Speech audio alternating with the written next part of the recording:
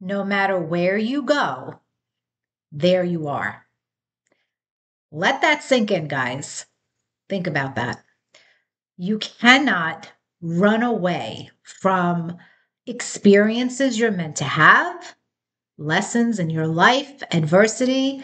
You also cannot run away from your blessings. What is meant for you will not pass you by. And that is both good and bad, both areas of your life. So, why am I talking about this today? It actually comes from an email I received from one of my coaching clients who wanted to schedule a session to review her upcoming solar return chart in particular. And the solar return chart, for those of you who don't know this, it is the 1 year theme chart that is activated the day of, day before, day after your birthday each year when the sun in the sky returns to the exact degree and minute it was at your birth.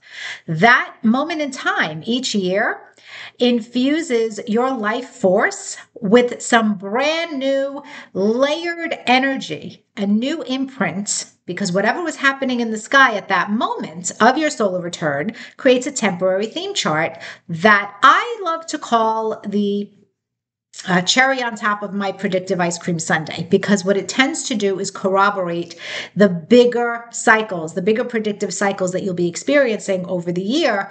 And it offers some extra validation, support, connections around that. And the solar return chart can be a wonderful, wonderful chart to look at to see these themes come to life. But the question that I got from my client was, she lives in Mexico, but travels for business and has the opportunity to be in Florida for her solar return. So she wanted me to look at her charts and tell her what's the best location. Should she be in Florida? Should she stay home in Mexico? Well, I read the email and I responded to her that actually neither one really matters, because these days I'm casting your solar return chart for your birth location. And why am I casting it for your birth location, regardless of where you're living in the world? Because the birth location is where your nativity, your horoscope is rooted. That is where it has its origins. It came to life. And that birth location, energetically, every year, it doesn't matter. It will still have that meaning for you. And so this is also why when we look at secondary progressions, we don't change your location. That's calculated from your birth location. And so I wanted to just talk about this with you guys for a moment, because it is such an important factor to consider when you are looking at different predictive methods, that no matter where you go, there you are. And you will never escape your fate. You will never be able to kind of wiggle your way out of certain experiences that are promised to you in your natal chart. And those other predictive cycles that we're looking at as astrologers, they tend to open up the manifestation of the natal promise. So whatever's promised to you, it gets triggered by these other predictive cycles at specific times in your life. So the solar return chart, regardless of what location you use, that horoscope is going to work if you are a skilled astrologer who understands how to use the technique of solar returns. And in her particular solar return, what she was really looking at, and admittedly, she says it herself, she is a rookie astrologer, rookie astrology student. And what she was looking at specifically was the fact that if she was in Florida, Venus would have been very close to the midheaven of her solar return, and that got her excited. Okay, so I took a peek. I played the game, cast it for Florida, and then I saw very instantly that, okay, Venus is at the midheaven, but guess what? It's exactly opposite Saturn, and you just put Saturn exactly conjunct the fourth house cusp. So is that an energy you want to amplify? Well, is that an energy that's showing up for you anyway in your other cycles?